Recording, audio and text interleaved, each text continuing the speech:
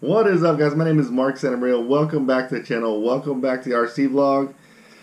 Today I woke up and it was there was snow on the ground outside. It's super cold. It was one of those days where I felt like I wanted to just stay in. Didn't really want to do much, didn't really want to get out. There's still a little bit of ice on the ground, so I decided, and this is kind of long overdue, that I'm going to start a new kit build.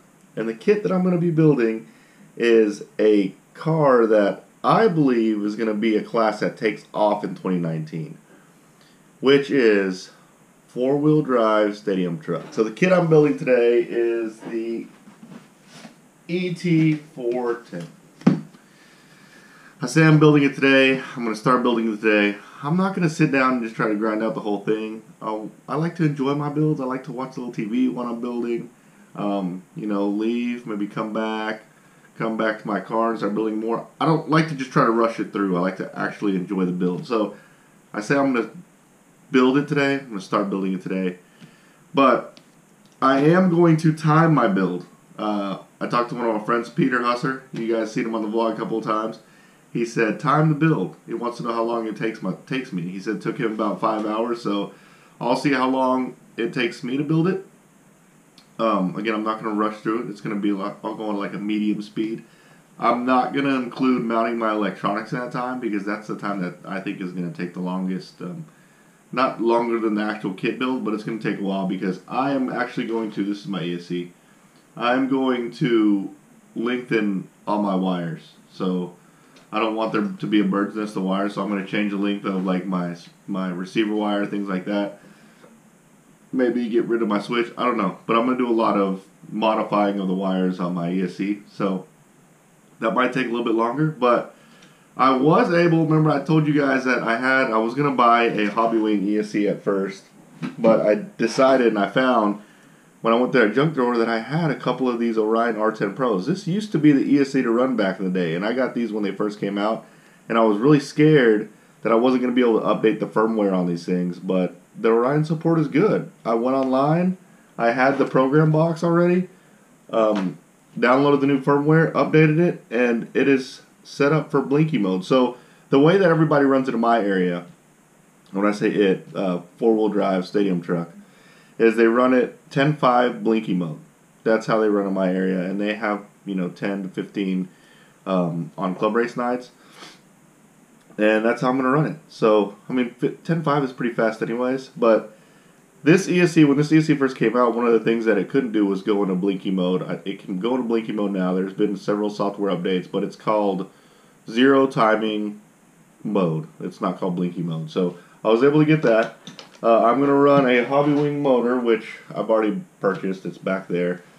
I did run into a little conundrum with my batteries. I was about to go get them, but I did run into a little conundrum with my batteries. I ended up getting some batteries that I thought were 5 mil batteries, 5mm bullets, but I ended up opening them up and they were 4mm bullets. So I got a lot to wait on. I still got to get batteries. I still have to get my body still with my painter. So I have a few things to work on, or wait on. So even if I get the car done, it's probably not going to hit the track for another couple of weeks.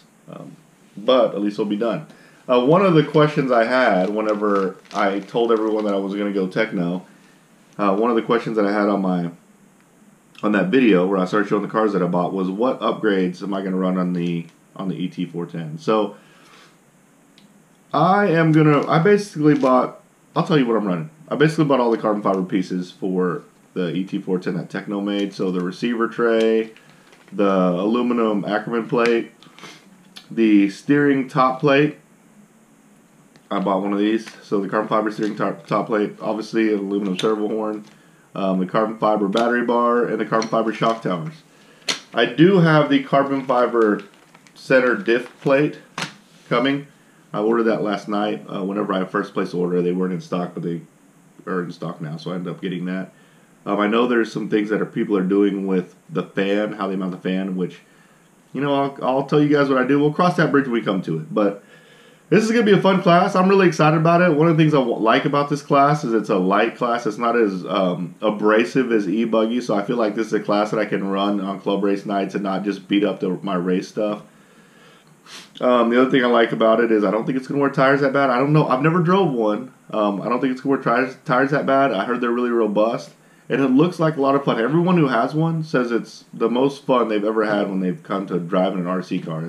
They call it mini truggy, which Tekno really ramped up the game when they came out with this car. But this actually isn't the first four-wheel drive stadium truck. There was a OFNA TT.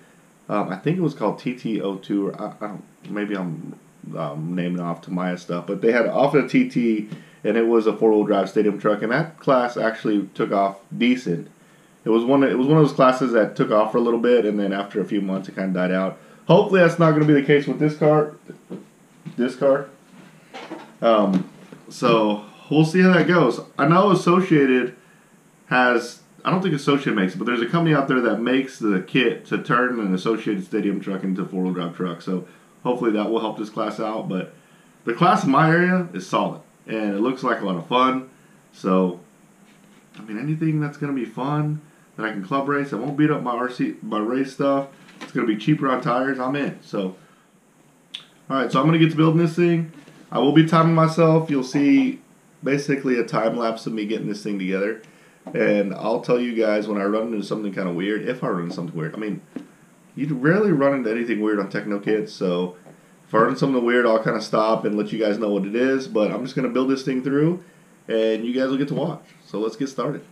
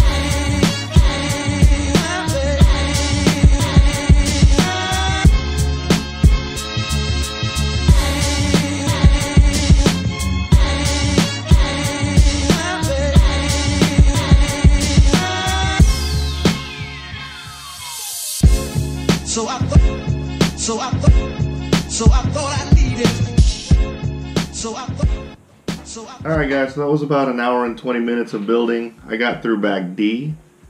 D-bag. I'm done with the D-bag. I didn't take a picture of it though. I was supposed to take a picture and post it on Facebook. But I did run into a little issue, not with the build, but with something I did. So I'm kind of old school, and I don't think you have to do this anymore, but on carbon fiber parts, I used to, like one of the things that people would do, this was back in on-road day when I used to run on-road, which didn't last very long. But we would run CA glue along the edge of the carbon fiber pieces to basically close it off. I don't think you need to do that anymore, but I did that on the rear shock tower, and I did it all the way around. And when I did it, there was very little clearance on the bottom of the shock tower where it mounts onto the gearbox.